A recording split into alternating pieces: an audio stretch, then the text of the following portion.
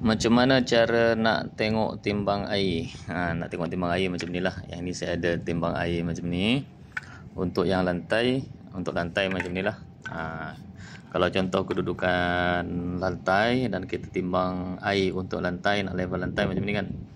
Kalau macam ni lah. Yang ni belah kiri, yang ni belah kiri, yang ni belah kanan. Ini belah kanan. Jadi kalau tengok keadaan macam ni, yang tinggi belah mana? Tinggi belah kanan. Ni belah kanan tinggi, yang belah kiri rendah. Kalau nak sama level, maksudnya kena tengah-tengah lah. Yang sini kena angkat, yang situ kena angkat bagi tinggi sikit. Macam itulah. Yang ini bila kita angkat, saya angkat, yang itu baru dapat level yang lurus. Kalau yang macam ni, maksudnya belah kanan sini tinggi, yang belah kiri rendah.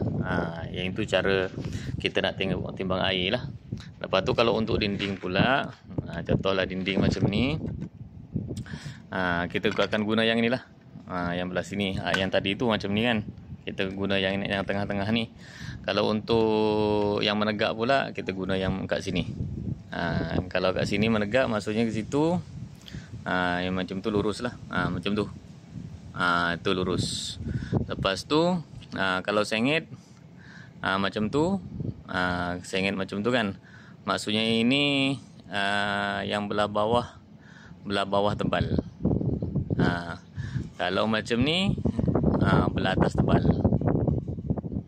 Kalau lurus, dia punya bubble tu duduk tengah-tengah. Begitu sajalah. Harap dapat membantu. Sekian, terima kasih.